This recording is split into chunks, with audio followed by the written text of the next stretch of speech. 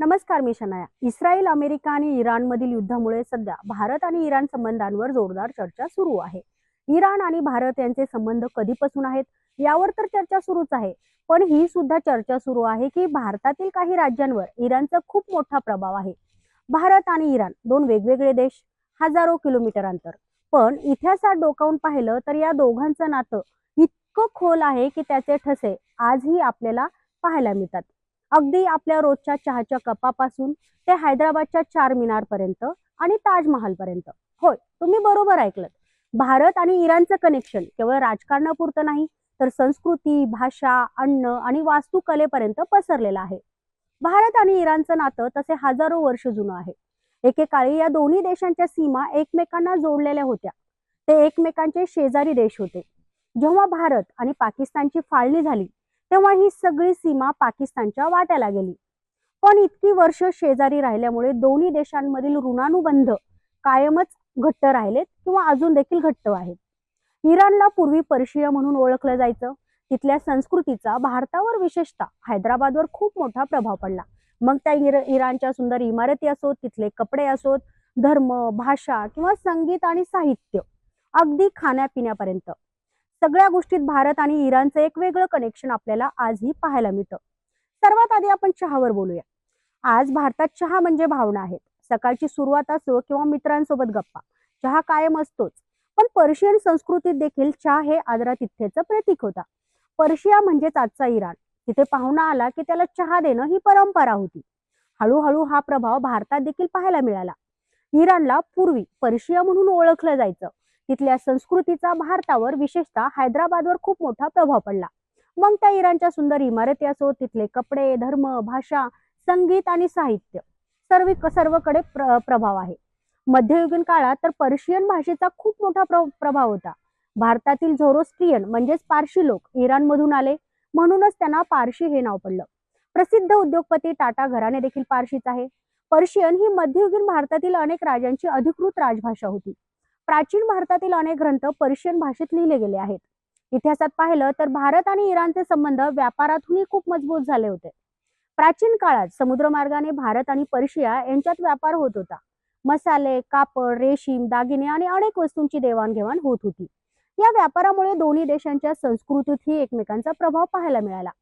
प्रसिद्ध ताजमहाल हे भारत आणि पर्शियाच्या, म्हणजेच आजच्या इराण कलाकुसरीचाच एक उत्तम नमुना आहे. पण तुम्हाला माहिती आहे का, हैदराबाद शहराचे मुख्य आर्किटेक्ट स्वतः इराणहून आले होते.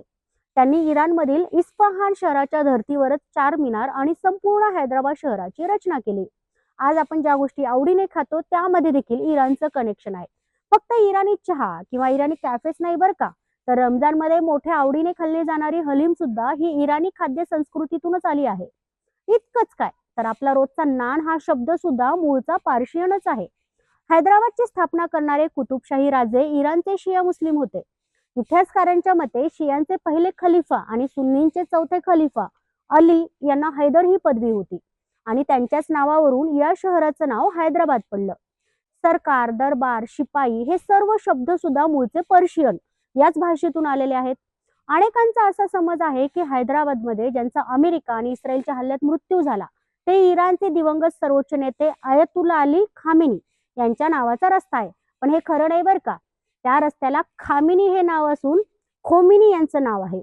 इराणमधील इस्लामिक क्रांतीनंतर दोन शिया धर्मगुरूंनी तिथले सर्वोच्च नेते म्हणून काम पाहिले. पहिले सर्वोच्च नेते होते रहुल्ला खोमेनी होते. त्यांनी 1979 ते 1989 पर्यंत त्यांनी काम पाहिलं.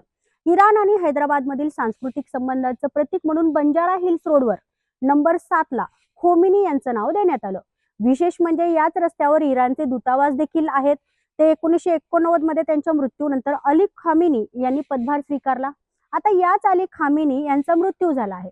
रुहुल्ला खोमेनी आणि अली खामेनी या दोघांची नाव एकमेकांशी खूप मिळती जुळती असल्यामुळे अनेकांचा असा गैरसमज होतोय की हैदराबादमध्ये जो रस्ता आहे आत्ताच्या खामेनी यांच्या नावावर आहे. इराणच्या सर्वोच्च नेत्याच्या निधनाबद्दल भारतीय मुस्लिम आणि जगभरातील मुस्लिम का काळजी व्यक्त करतायत यावर देखील चर्चा सुरू आहे. पण येथील मुस्लिमांच्या प्रतिक्रियेचे एक कारण म्हणजे खामेनी हे केवळ इराणचे राजकीय नेते नव्हते बरं का, ते एक धर्मगुरू देखील होते. इराणमधील राजेशाही संपल्यानंतर तिथे राष्ट्राध्यक्ष हे पद असलं तरी शिया धर्मगुरू सर्वोच्च नेते राहिले आहेत. शिया इस्लाममध्ये त्यांना मोठं महत्व आहे. खोमिनी आणि खामिनी या दोघांकडे देखील आयतुल्ला ही पदवी होती. मुस्लिम त्यांना अत्यंत आदराचं आणि पवित्र स्थान म्हणून पाहतात. एकूणच काय तर इतिहास, संस्कृती, भाषा, अन्न आणि वास्तुकला या सगळ्या गोष्टी सांगतात की भारत आणि इराण यांचं नातं केवळ आजचं नाही तर हजारो वर्षांचा वारसा आहे. म्हणूनच असं म्हणायला हरकत नाही की भारत आणि इराण यांचं नातं हे इतिहासाने घडवलेलं आणि संस्कृतीने टिकवलेलं आहे. तुमचं यावर काय मत आहे कमेंट करून मला नक्की सांगा. आणि हा व्हिडिओ आवडल्यास लाईक करा, शेअर करा आणि सबस्क्राईब करायला विसरू नका. धन्यवाद.